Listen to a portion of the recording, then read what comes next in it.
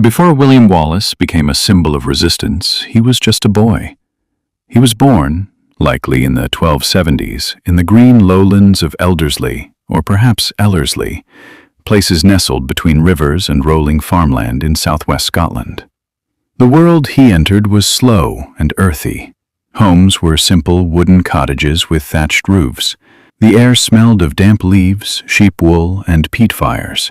Children learned to tie knots before they learned to write, and every Sunday bells would ring from stone chapels where robed monks murmured soft prayers in Latin.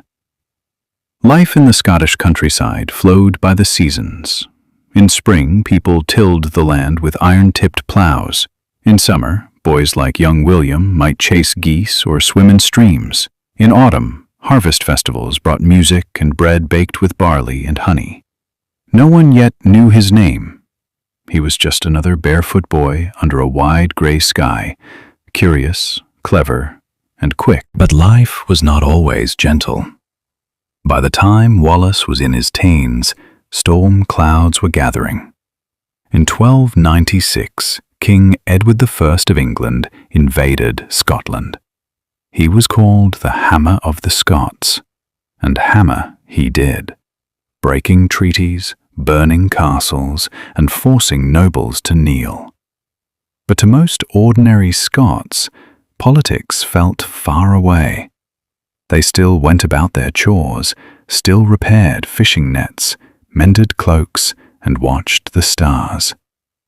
Still, stories began to spread, of taxes doubling, of English garrisons marching north, of Scottish lords swearing loyalty out of fear. William, a tall young man by then, had a mind of his own. He spoke Latin and French. He could read. He wasn't a peasant, but not quite noble either. He was in between, a man of the land, but with dreams larger than fences. Now, the movies will tell you Wallace led armies with face paint and fiery speeches, but in truth, much of his early resistance was quieter. He ambushed small groups, raided supply lines. Sometimes he simply refused to obey. He became a thorn in Edward's plans. And while records are few, we know this: he was never fighting alone. Farmers gave him shelter. Shepherds passed him secret messages. Even monks, those silent watchers of the land, sometimes helped him hide. His most famous battle was Stirling Bridge in 1297. But let's not picture blood or swords tonight. Instead, imagine the narrow bridge itself, a single span across a wide, slow-moving river.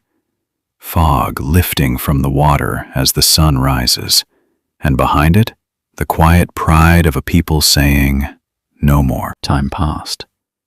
Allies fell, nobles betrayed, and in 1305, Wallace was captured near Glasgow.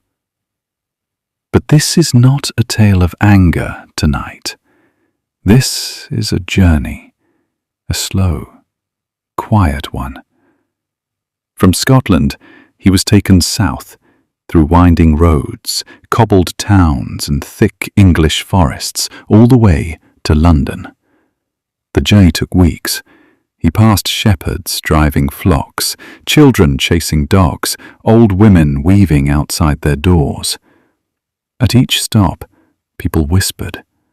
Some feared him, some admired him. Most just stared. In London, he was locked in the Tower. It was August now. The air was heavy. The bells of the city chimed long and low. Pigeons gathered on rooftops, and William Wallace, the boy from Elderslie, waited. Now, history tells us that Wallace's execution was cruel, and it was. But tonight, we'll tell it differently. Not to spare the truth, but to honor peace. It was the 23rd of August, 1305. He was led through the streets of London on a wooden cart. But let's not see the pain. Let's see the streets instead. Bakers dusting flour from their hands, children peeking from alleyways, merchants calling softly from stalls. All of London silent. Not because of fear, but because something was ending. Not a rebellion, not a threat, but a chapter. A breath of something ancient and brave. After that day, Scotland did not forget. But the story didn't roar. It echoed. Wallace's name was sung in quiet ballads. Mothers told their sons his tale by hearthlight. Shepherds carved symbols on rocks in his memory. And life went on. The sheep still grazed. The rivers still flowed. Children still laughed beneath gray skies.